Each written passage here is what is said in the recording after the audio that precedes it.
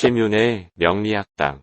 구독과 좋아요로 응원해주세요. 오행, 10강, 오행별, 적성과 진로. 오늘은 오행론의 마무리로 각각의 오행이 가지는 특성을 활용하여 적성과 사회적 진로를 추론해 보는 시간으로 마무리를 하겠습니다. 그러면 목부터 차례로 적성과 진로 특성을 살펴보겠습니다. 목의 적성은 용출하는 시작의 에너지로 진취적이고 순수한 호기심은 미래지향적인 창의성과 기획적 특성, 앞서가며 선도하고 어울리는 리더적 기질, 자신을 가꾸고 표현하는 예술적 특성들이 목의 적성으로 발휘될 수 있을 것입니다. 이러한 특성에 맞는 진로를 추론해 보면 진취성과 호기심이 바탕이 된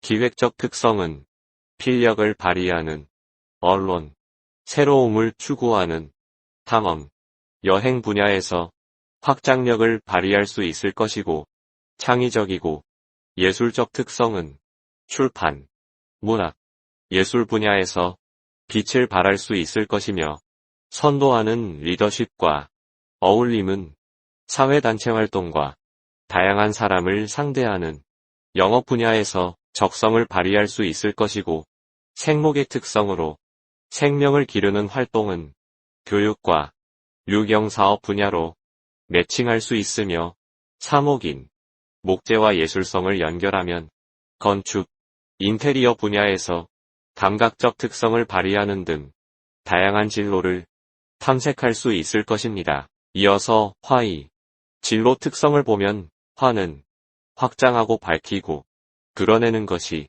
일반적 특성이고, 빛으로 보면 해는 온누리를 고루 비추는 보편성과 광범위하게 작용하면서 유일무이한 독보적인 권력성을 드러내기도 하고, 등대와 레이저는 특정한 대상을 위해 집중하기도 합니다. 또한 열은 태우고 녹이고 온도를 높이는 특정성, 집중성으로 작용하는 목적성을 가집니다. 이렇게 화는 보편성과 특정성을 가지며 공평성과 일방성의 양면성도 있고, 꽃처럼 화려한 이면에 발산의 공허함도 화가 가지는 특성입니다. 이러한 화의 특성에 맞는 진로를 추론해 보면 온누리를 밝히고 드러내는 것은 방송, 언론, 홍보 분야에 어울리는 특성이고, 보편성을 가지면서 독보적 권력성을 지향한다면 정치적 진로가 적성에 맞을 것이며, 화려하면서 집중적인 조명을 받는 것은 연예인의 특성으로 발현될 수 있을 것이고, 열의 특성인 목적성을 가지고 집중하면 전문가와 장인의 특성으로 발전할 수 있을 것이며, 보편성과 방향을 제시하는 빛의 특성을 갖췄다면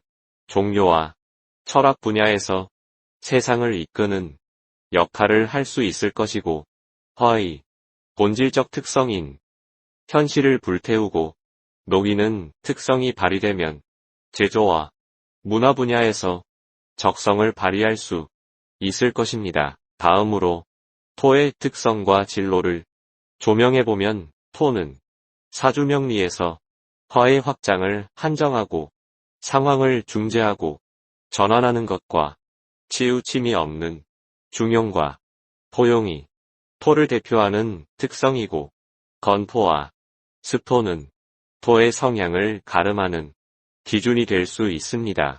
건토는 생산성이 떨어지는 토이지만 풍광을 자랑하는 무기와 상징성이 부각될 수 있고, 습토는 옥토로 작물을 키우는 현실적이고 실리를 추구하며 생산성을 높이기 위한 선택적 이기성도 나타나는 것과 같이 환경에 따라 적성의 성향도 다르게 될 것입니다. 이러한 토의 특성에 맞는 진로를 추론해 보면 중재와 중용의 틀을 갖추었다면 외교, 무역, 중개업, 상당 분야에서 적성을 발휘할 수 있을 것이고, 건토의 상징성과 포용성은 대중을 이끄는 종교와 철학 분야에서 빛을 발할 수 있을 것이며, 토의 포용과 스프의 현실적 성향이 발달되었다면 특성을 개발시키는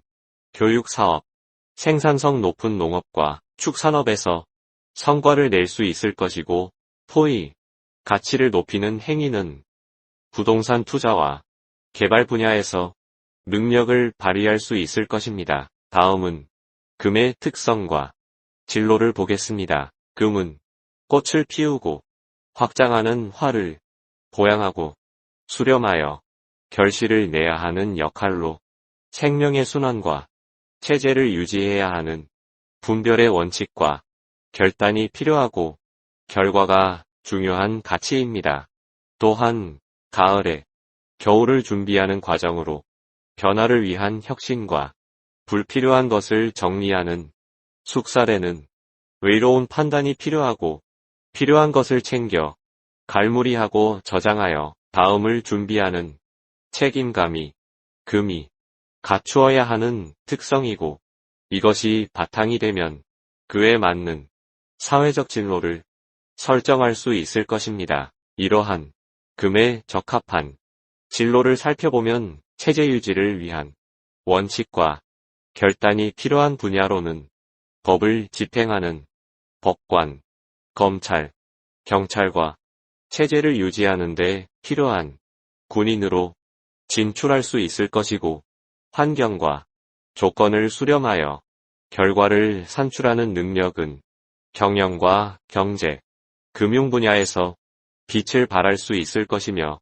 책임과 결단을 생명의 순환을 위해 활용한다면 의료와 생명공학 분야에서 적성을 활용할 수 있을 것이며, 금이 본질적 특성을 활용하는 분야로는 기계, 금속을 다루는 제조와 가공 분야 등이 금의 특성을 활용하는 진로가 될 수 있을 것입니다. 마지막으로 수의 특성과 진로를 진단해 보겠습니다. 수의 성향을 두 가지 관점에서 조명해 볼 수 있는데, 마무리하는 수와 새로운 시작을 준비하는 수로 나눌 수 있습니다.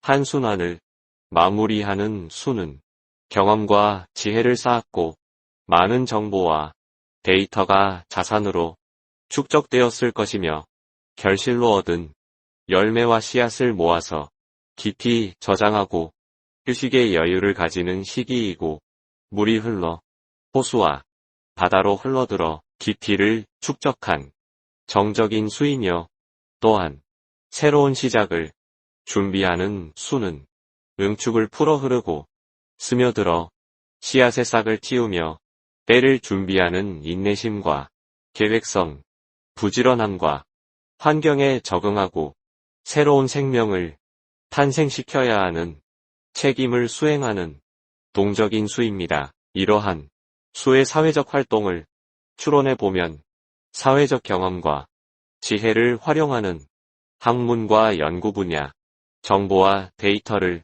가공하고 활용하는 IT 분야, 축적한 자산을 관리하는 세무회계 분야에서 능력을 발휘할 수 있을 것이며, 정보와 환경을 바탕으로 미래를 준비하고 계획하는 기획관리 분야에서 재능을 활용할 수 있을 것이고, 수의 유연성, 겸손함에 인내심과 적응력을 갖추면 영업과 유통 분야에서 활동력을 키울 수 있을 것이며, 수의 본질적 특성에 부합하는 수산업, 운수업, 무역 업무에서 수의 적성을 발휘할 수 있을 것입니다. 이렇게 오행의 특성으로 적성과 진로를 진단하는 학습을 하였습니다.